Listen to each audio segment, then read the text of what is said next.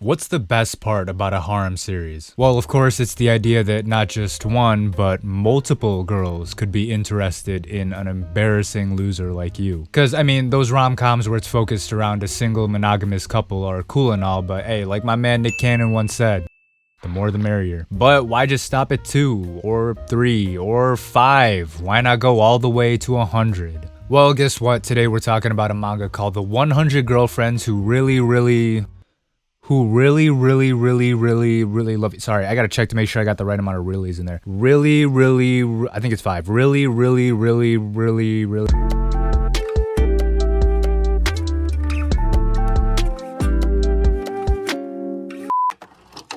The 100 Girlfriends Who Really Love You, or 100 Kanojo as we'll call it for the sake of my sanity, is a harem manga series written by Rikito Nakamura and illustrated by Yukiko Nozawa. If you watch my channel, you know that I've mentioned this series multiple times in various videos as one of my favorite ongoing series, and you know, now here I am doing a full video dedicated to it. Cause look, I'm a big fan of good old harem manga. Your To Love Rus, your Nisekois, your quintessential quintuplets, it's all fun to me. I love that shit. But obviously the idea of multiple girls being in love with the same goofy guy and still sticking around when he can't decide between them is inherently silly. I know that, and 100 Kanojo knows that, so instead of playing it straight, it attempts to be a parody and I guess semi-deconstruction of the harem genre. Nakamura-sensei knows manga harems are dumb, so they lean into that dumbness to create one of the most charming and funny entries into the harem genre I've seen in a while. Let me give you all the premise before we go any further. The story follows Rentaro Aijo, who has confessed to 100 girls in his lifetime and has been rejected by all of them,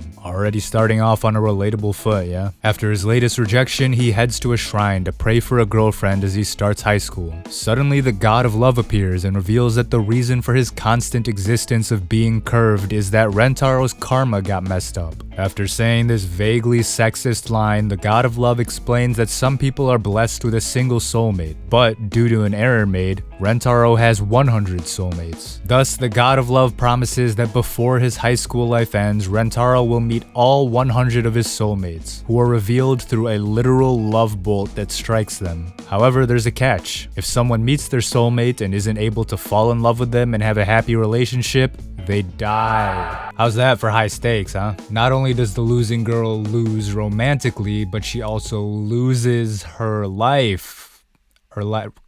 Death, right? Because she dies. So once Rentaro meets his first 2 soulmates, he has to face this delicate conundrum. Choose one and the other dies. What's his solution? Well, this is a harem manga, so date them both.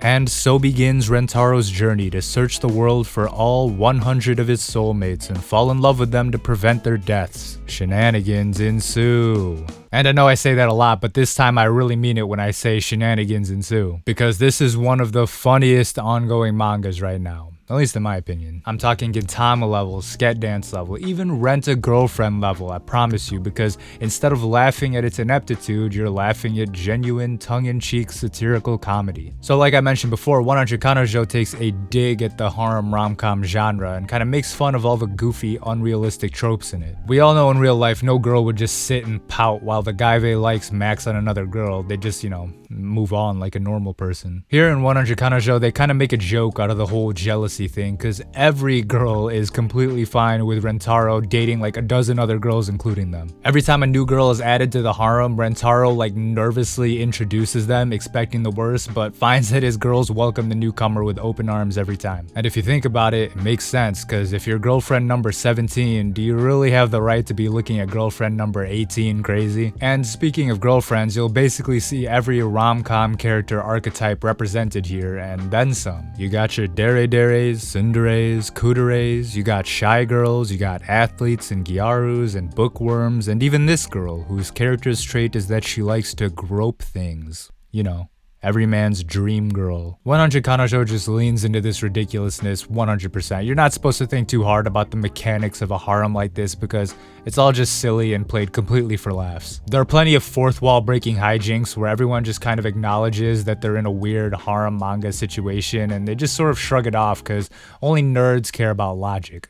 Chads care about waifus. But let's be honest, y'all are probably like, Damian, you've done enough of these videos for us to know that you like to gas up a bunch of mid-series. I'm not falling for your deception this time. First of all, fuck you. And second of all, that's fair. It's hard to sell somebody on a series in less than like 15 minutes with limited information while also avoiding spoilers. But none of that matters for 100 Kanojo, so now we're gonna do the segment where I just show you wild, out of context panels from the series to entice you to read it.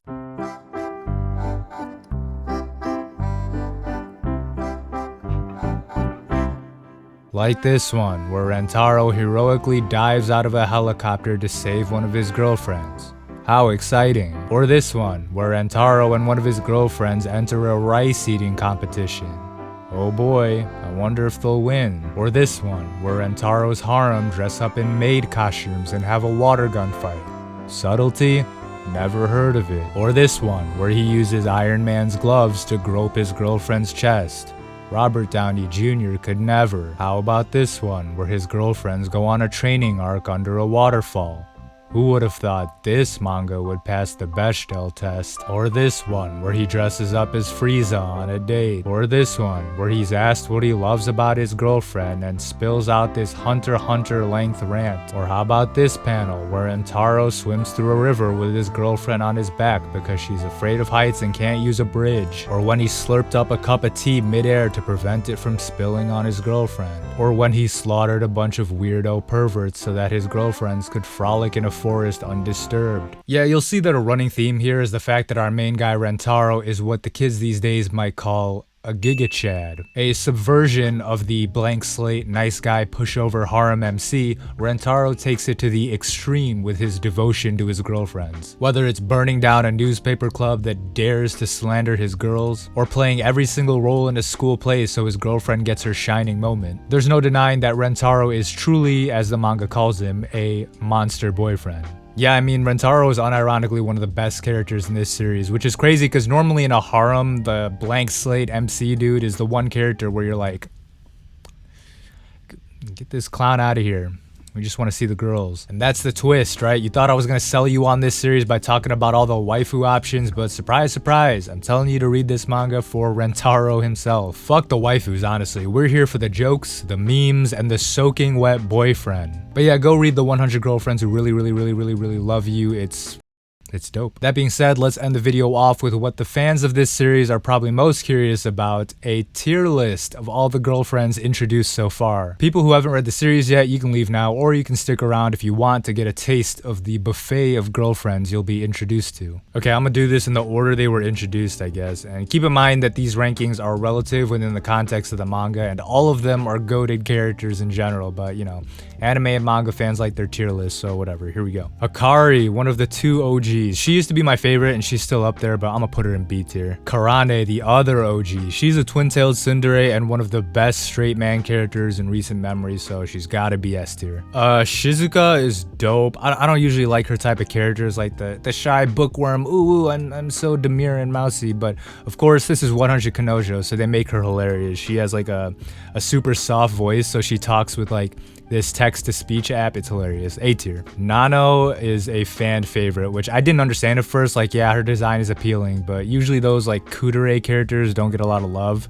But as you read on, you'll see that Nano is a goat. I'm gonna say S tier. Kusuri can be hit or miss. Her adult form is definitely a hit, but she don't show up enough, and her younger form is cool too. She's like the Lala of this series, where her drugs are the catalyst for a lot of the shenanigans, so I'm gonna say B tier. Ahari is fine. She's a little one note. Her introduction arc is still one of the best arcs in the whole series though, so C tier. Kurumi is a little one note too, but like Karane, I'm a sucker for a good straight man, so A tier. Mei was kind of boring to me at first, but she has a lot of great moments as time goes on, and I think her design is super nice to look at. B tier. Iku is cool. Again, her introduction arc is goated, but she's just okay to me, so C tier. Mimimi is another one that grew on me over time. She actually has one of my favorite moments in the whole series during the sports festival thing. If you know, you know. She's definitely A tier. Mei or Mimi, I don't know how to say it. She's cool. I like her gimmick and her design, but overall, she's just like C tier, honestly. Chio, I didn't really like when she was introduced, as a lot of fans didn't, and now she's just like,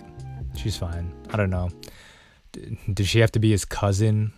I mean, I love incest as much as the next person, but come on, D tier. Natty is fine.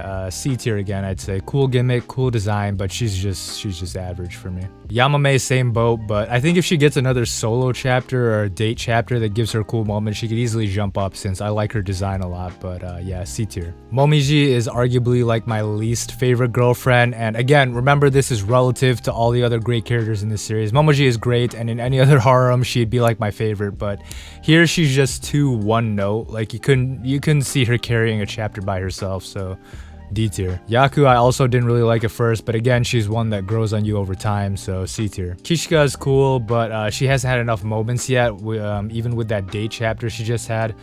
I think her gimmick is funny as fuck though, and she's a badass swordmaster, so with some more time she could easily be top tier, but for now I'm gonna put her in C.